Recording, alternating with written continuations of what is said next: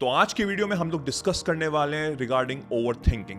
I am 100% sure कि आपने कभी ना कभी किसी सिचुएशन के, किसी मेमोरी के प्रति आपने बहुत ज़्यादा सोचा होगा और आप अपने आप से बोल भी रहे होंगे कि यार मुझे अब नहीं सोचना चाहिए, I am over thinking a lot, but still that memory was haunting you. You're thinking about that thing again and again and again and you're not able to understand कि उसको मैं कैसे ओवरकम करूं, उस मेमोरी से मैं कैसे हटूं। तो आज की वीडियो में हम लोग यही डिस्कस करेंगे। पहले आपको एक चीज समझनी पड़ेगी कि there are two kind of over thinking. दो तरीके की ओवर थिंकिंग होती है जो मैं एंड ऑफ द वीडियो में डिस्कस करूंगा ब्रीफली। बट अभी के लिए हमको एक चीज समझनी पड़ेगी, थोड़ा सा उसके रूट डीप डाउन इनसाइड समझते हैं कि एक्चुअल में ओवर थिंकिंग है क्या। According to the psychological fact, if there is a memory out there which is beyond 18 month old, कोई भी ऐसी मेमोरी है जिसके 18 महीने से ज्यादा हो गए उस सिचुएशन को, सिनेरियो को होते हुए, and still that memory is deep down inside your mind, you can feel that emotion right here right now. मतलब अगर आप अभी इस समय उस मेमोरी के बारे में सोच रहे हैं जो 18 मंथ से ज्यादा हो चुकी है, and you are feeling that emotion, it can be good, it can be bad, it can be ugly, whatever that is. That means कि वो memory आपके system से अभी तक हटी नहीं है. That is still processed in your system right here, right now. अगर आप अभी भी वो सोचेंगे उस memory के बारे में तो वो emotion एकदम से आ जाएगा। हो सकता है आपकी लाइफ में 2 साल पहले, 3 साल पहले या 5 साल पहले कोई एक ऐसी घटना हुई है, कोई एक ऐसी इंसिडेंस हुआ हो, and still you have that emotion inside your mind. वो मेमोरी बिल्कुल फ्रेश है अभी तक, सोचते ही वो इमोशन आ जाता है। It can be any emotion. तो हमको पहले समझना पड़ेगा कि वो जो मेमोरी है जो इतनी पुरानी है वो होती क्या है। What is memory? The problem is कि हमारी जो अपब्रिंगिंग है, स्पेशली हमारा जो स्कूल कल्चर है, उसको मेमोरी को एक बहुत ही नेगेटिव डेफिनेशन दी हुई है। क्या कहा जाता है कि एक डेफिनेशन है, इसको रट लो और एग्जाम में जाके वही चीज छाप दो, लिख दो बिल्कुल वैसे ही। कोई भी हिस्ट्री में कोई भी लेसन हुआ है उसको रट लो, काफी अच्छे से रट लो, एग्जाम आने वाला है अच्छे से रट लो और एग्जाम के दिन अच्छे से छाप दो। तुम्हारे मार्क्स बहुत अच्छे आएंगे, तुम्हारी टीचर्स, तुम्हारे पेरेंट्स तुम्हारी बहुत तारीफ करेंगे, कहेंगे कितना वही ब्राइट स्टूडेंट है, इसकी मेमोरी कितनी शार्प है। Right? Wrong. That is so wrong. इसको मेमोरी नहीं बोलते हैं, इसको बोलते हैं रट्टा लगाना। ठीक? और एक हफ्ते बाद अगर वो फिर से एग्जाम होगा ना तो आप भूल भी चुके होंगे, बिकॉज आपने उस गिवन डेट के लिए, जिस डेट में आपका एग्जाम होना था, बस आपने उसके लिए बस आपने याद किया है। That's it and nothing else. उसका कोई भी फायदा नहीं है। तो our school culture is 90% is corrupt. तो उसके बारे में चलिए हम बात नहीं करते हैं। What I am telling you is कि मेमोरी की मीनिंग होती है, मेमोरी का जो जॉब होता है वो होता है कि हमको इन द कमिंग फ्यूचर में जो भी इवेंट हो रहे हैं उससे हमको प्रोटेक्ट करने के लिए। इसका क्या मतलब हुआ कि कोई भी सिचुएशन मेरी लाइफ में हुई है कुछ साल पहले, a past experience, a past memory, and वहां से मुझे कुछ कॉन्सिक्वेंसेस बेयर करने पड़े। It can be good, it can be bad, it can B whatever that is. That past experience I am taking that with me. So memory का purpose ये है कि इन द प्रेजेंट सिनेरियो और probably in the coming future, अगर वही experience, वही scenario, उसी type के लोग अगर आपको मिल रहे हैं जिसका आपका पास्ट में एक्सपीरियंस है, it can be any experience, good or bad, तो I will make sure that memory will help me out in making sure कि जब अब मैं जो steps लूंगा, that will be very different because now I have the experience, I have the right experience, and that right experience came from that memory. Memory helps us to protect our present, our future. अब जैसे मैंने पहले कहा कि अगर वो memory 18 महीने से पुरानी हो चुकी है और वो मेरी लाइफ में प्रोसेस नहीं हुई है, दैट मीन्स कि अभी भी मेरे माइंड सेट में वही विक्टिम मेंटालिटी चल रही है। I will elaborate. कहने का मतलब ये है कि फॉर एग्जाम्पल कोई खराब इंसिडेंस हुआ आपकी लाइफ में, you are feeling bad about it, still you are feeling bad about it कि मेरे साथ ऐसा क्यों हुआ। Now what are you feeling? You are feeling negative. आपकी एक लो वाइब्रेशन, एक लो फ्रीक्वेंसी है।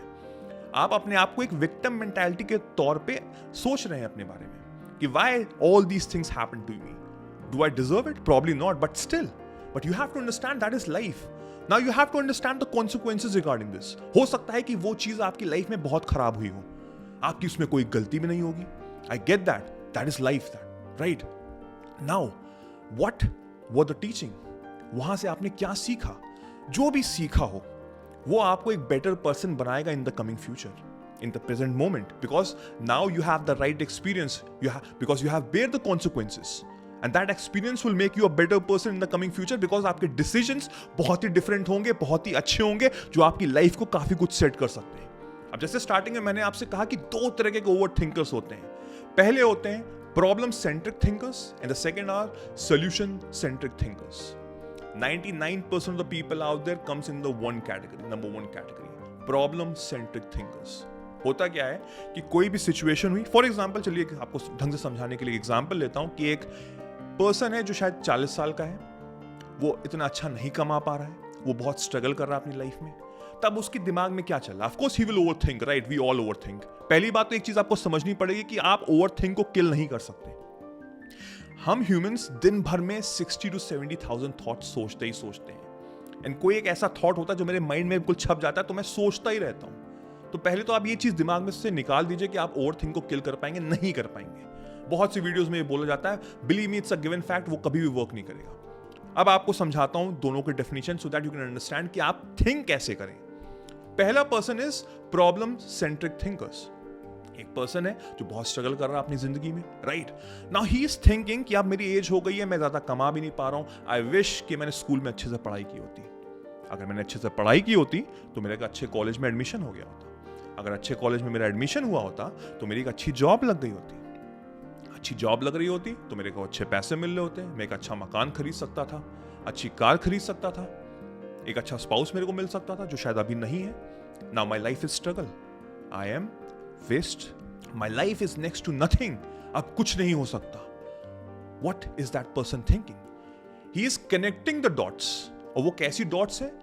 जो कभी हुए ही नहीं है, इमेजिनरी डॉट्स हैं.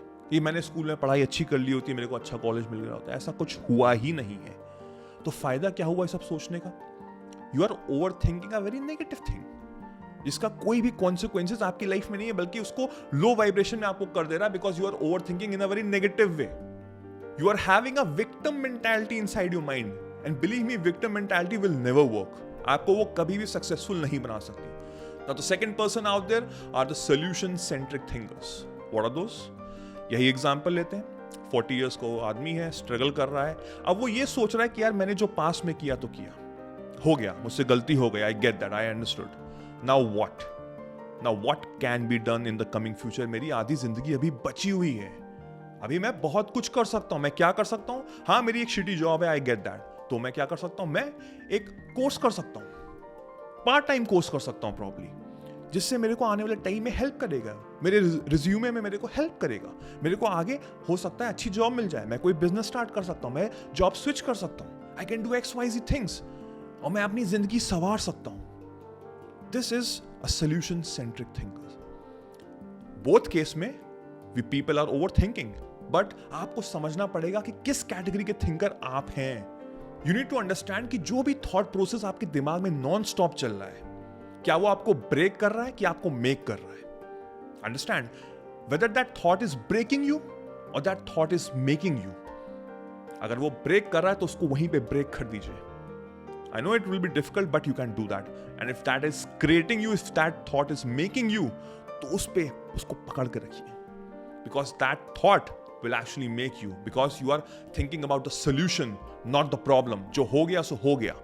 So overthinking को आप overrule ऐसे ही कर सकते हैं, because हमारा mind इतना ज़्यादा fragile है कि वो सोचता ही रहेगा, right? So you have to overcome overthinking in a very positive way, so that it can uplift you, it can give you solutions, and will help you out in becoming a better version than yesterday, and will make you successful. So इस thought process से चलिए, over thinking को आगे बढ़ाइए अपनी life में in a very positive way, and you will see the difference in your life. So I hope you like this video. I hope आपको काफी कुछ समझ में आया होगा. अपने फैमिली फ्रेंड्स से इसको शेयर जरूर करिएगा.